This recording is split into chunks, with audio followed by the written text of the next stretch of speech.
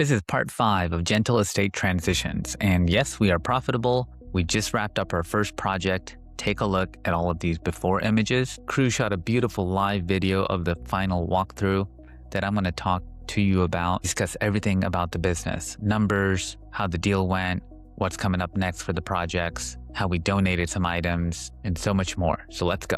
Now this home is about 30 minutes away from my house, so it was a little bit easier for me to drive there and then just go ahead and meet the attorney. Now these boxed items we left over here had a bunch of personal items inside them, like mortgage notes and wills and so much more. But in the end, the attorney was able to go through it, and I sat there with them to kind of clean out exactly what they wanted to keep. And then I got rid of the trash as well. So those were gone. Coming into the living room, you remember there was like all sorts of junk over here, and we were able to rescue the items that the family wanted. So the crew actually found the remote controls for both TVs, which was awesome. They wanted this hat, the gloves, and then the 2 Chihuahua mugs that they had mentioned. And so as the crew found them, they just set them aside. And that was a nice story to share with the team. Inside the laundry area, you remember how this was filled with just items everywhere. We were able to clean it all out, including the bathroom. The front area, the team found a bunch of tiles and samples, and then also the filters for the jacuzzi, which we kept. That can is gone as well for the WD-40, as well as the screens are organized. All the items completely from the shed are removed. You remember there was like a lawnmower here and like a bunch of random things as well. Coming around the side, there were planters that were broken. Those were all picked up.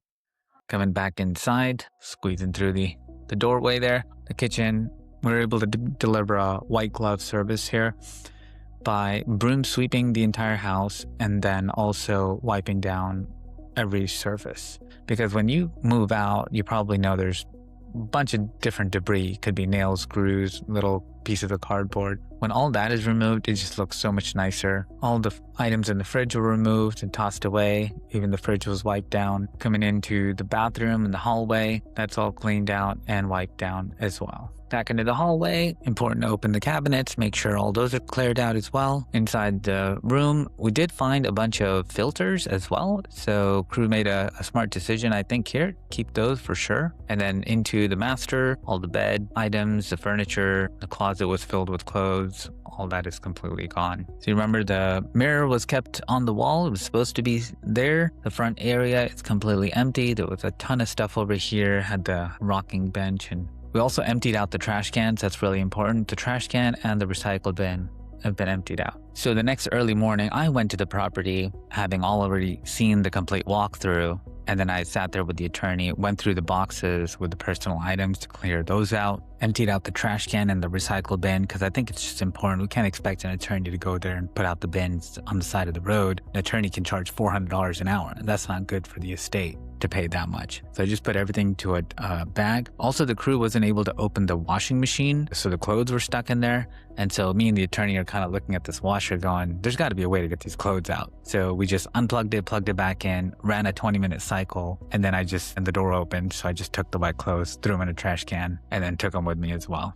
Now this electric scooter over here in the corner, I was able to take AI pictures and put it on Facebook Marketplace, and we ended up selling it for $300. So we kept $50 as commission and then returned $250 as a rebate back to the estate. And for all these other salvageable items, I did AI pictures for them as well and put them on Marketplace, but this time they were just for donation. So what happened is the Native Ground Facebook page actually blew up, and a bunch of people started following it because now they know that we hand out free items.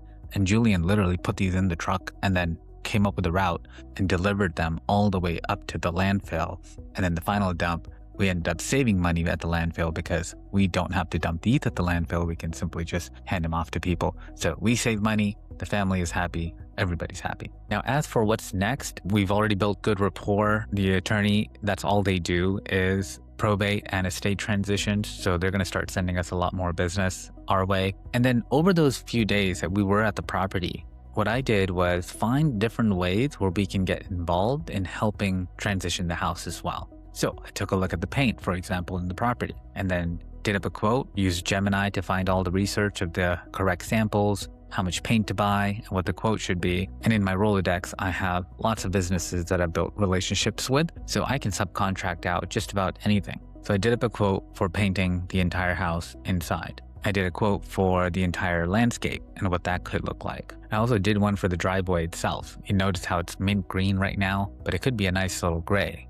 And we could fill up the cracks and so on. And then for the cherry on top, I thought from a curb appeal would be the fence. If we can replace the chain link fence and then put a nice white picket fence, that's going to do amazing for the resale value and then also the curb appeal. And I did have 4 quotes written out with options on them. And so all the attorney has to do is, if they agree to move forward, they can simply sign those, pay me a 50% deposit, and then we'll get to work. Now that's an example of taking one job, one project, and then creating follow-on projects or job, essentially upselling into future contracts. And then what happens is you build reputation in those areas as well. If we paint and then it looks really good, now we can actually add that to our profile and say, during the transition, we can also do a paint for you as well. So if you want to get involved in this business, join my Skool community. And if you want to copy this entire business, I'll give you the templates, the automations, the workflows.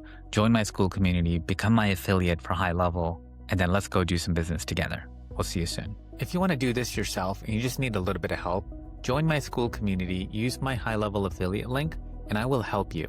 Revenue that I generate from that, 20% of it goes into paid ads, and the leads, I share them with my community. With my affiliate link, you get a 30-day extended trial plus a boot camp that you can go through. I have a 15-part course that gets you from initial idea all the way to operational agency. You'll get hundreds of pre-built AI agents ready to go, workflows, automations, website templates. I also have 40 plus businesses and marketing courses that you can then sell to your members. I'm heavily involved in my community. I join 7 days a week so you can have one-on-ones with me where we can build things, we can do think tanks and come up with business ideas. You can even join my businesses where I show you what I'm doing day in and day out. Everything is completely free until I get to maximum capacity. Join now.